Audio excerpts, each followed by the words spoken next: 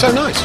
There's more than one bunny in the oven for the WI's Rabbit Night. Should we go for it? And Steve, Dan and I get experimental with a new local harvest. Hemp.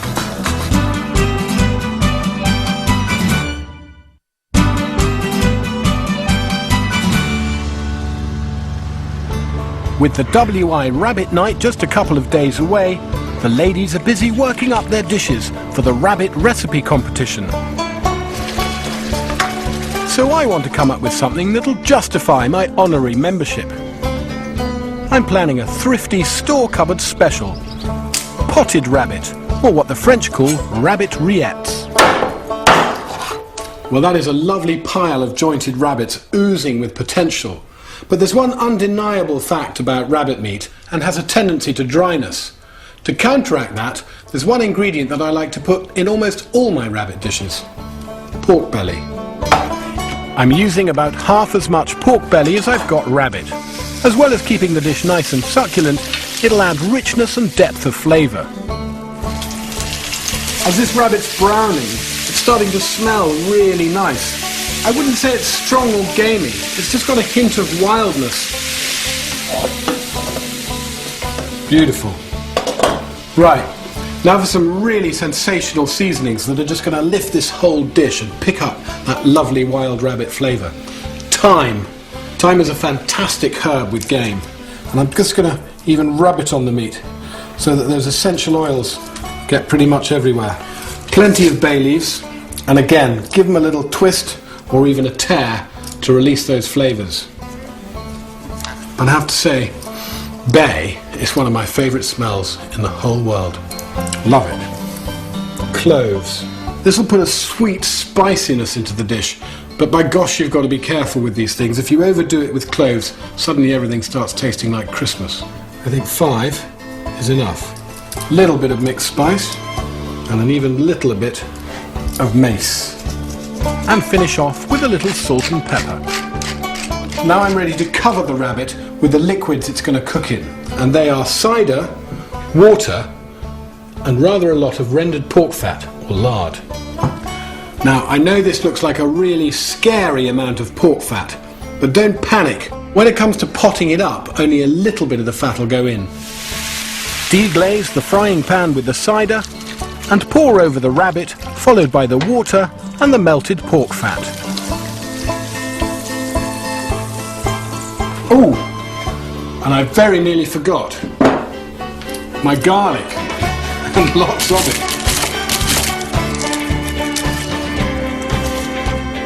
Half an hour sizzling in the hot oven, and then down to a slower oven, about 140 degrees, for at least 2.5 hours. 3 hours later, and everything's meltingly tender.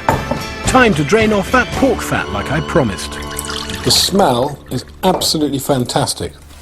And this rabbit meat is now completely tender.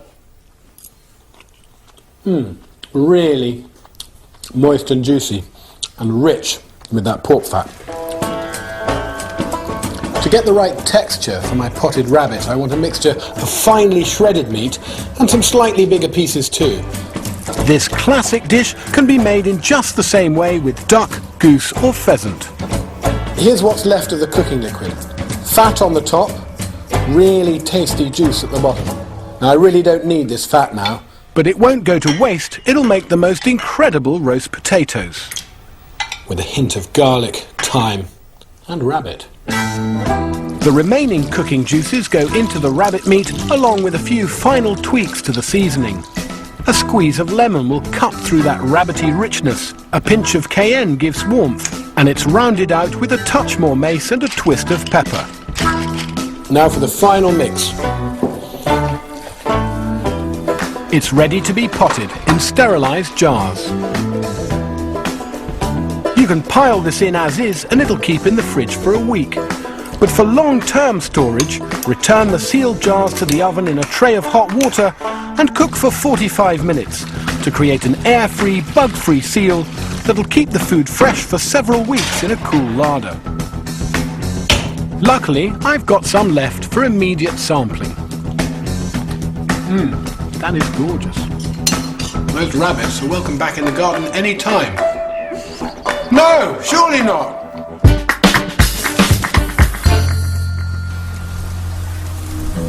We're always keen to discover new local ingredients at River Cottage, and when we heard of a nearby farmer who's growing hemp to produce both flour and a culinary oil, we were intrigued.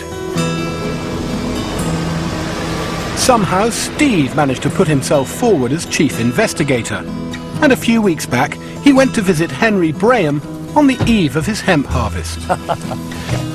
Henry, this is fantastic. Welcome to heaven.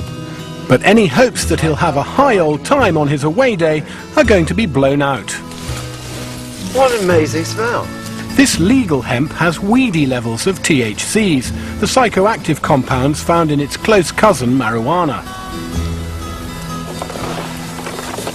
You know, what's great about it is that you plant it in May, and in 100 days, this is how high it grows. This is 100 days growth. Hemp played a crucial role in British farming history, the fibres from the long stalks making rope and canvas for our navy. And that's where towns like Hemel Hempstead get their name from. Really? From a food point of view, we're interested in the seed, Right. which is in the top here. Yeah. And just taste a little bit of that and tell me what you think. Well, it's lovely. It's got a sort of nutty quality to it. Sort of hazelnutty is. Yeah. Thought you were coming in for a hug then. Thank you. Good luck. Cheers. Back at the farmhouse, we've set up a cottage industry to process Henry's hemp seed into flour and oil. What we need is a state-of-the-art seed press. What we've got is this. Oh! Something's coming out. Oh, here comes the cake. Great. The cake is the hemp seed once it's had the daylight squeezed out of it. But grind it up and you've got hemp flour. Oh, careful. Look, the first drop of oil's actually landed in the jar. Suddenly it's flowing, Stephen. What did you do right? Something. You just accidentally did something right then? No, it was fine. To grind that cake into some kind of flour, I thought this might work. It's an old coffee grinder. French. It's made by Peugeot, no less.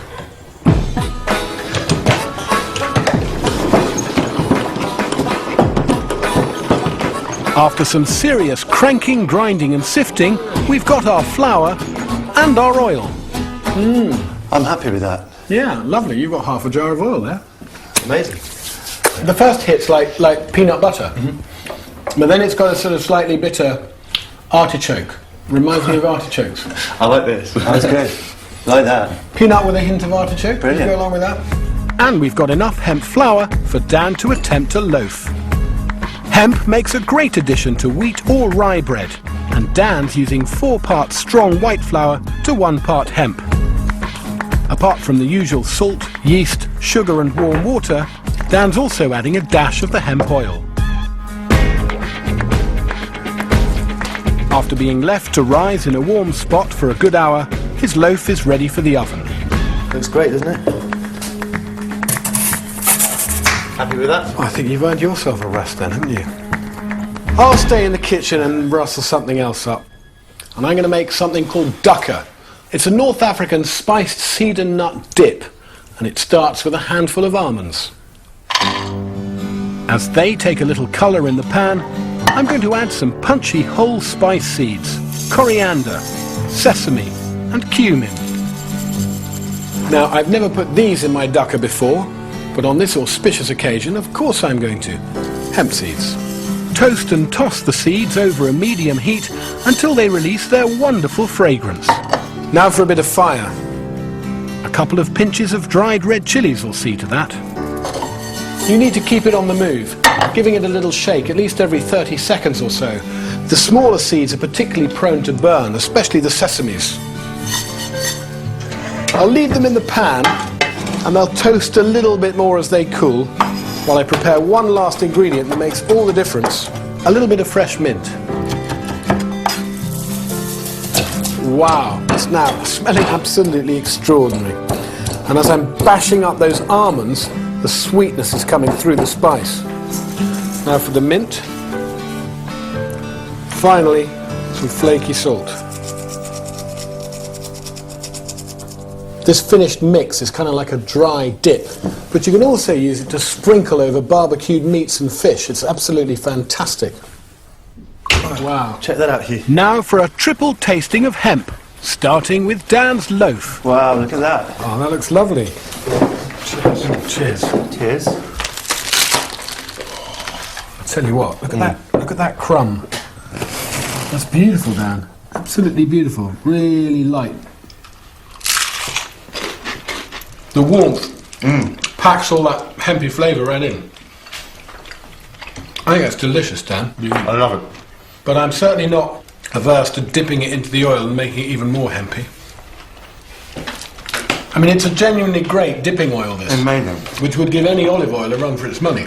We haven't even got to the ducker yet. Oh, yeah. Let's go for it. That's brilliant. I love that. It's good stuff. This is different, but it's got such a lot of flavour. Will you be using hemp again, Dan? Of course I will. This is fantastic. It's amazing. You'll find hemp seeds, oil and flour in most health food shops and some supermarkets. Or you can grow your own.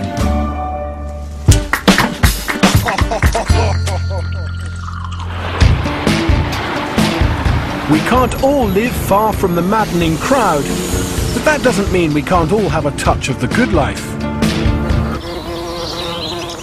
Here in the heart of the urban sprawl lives a man who's enthralled to one particularly rewarding crop: grapes. For 10 years, Marco Boytson has had a thriving backyard vineyard in London's Stoke Newington. And I've heard his Chateau Stokey is worth a trip up to town. But I've also lined up a little surprise that'll take his wine to local wine lovers, oh my God, and beyond. Hi, Marco. Hi, Hugh. How are you? Marco has one last crop to harvest from his back garden vine. Wow. And a long, sunny, dry autumn has left it packed full of fruity Pinot Noir grapes. What a thing of great beauty, Marco. Yeah. What a lovely thing to have in your home, on your home, climbing up your home. Whilst Pinot Noir is a difficult variety to grow, it does prefer the cooler regions and produces some of the finest wines in the world. So are you happy to just crack on and get picking? Yeah. Are we picking the lot?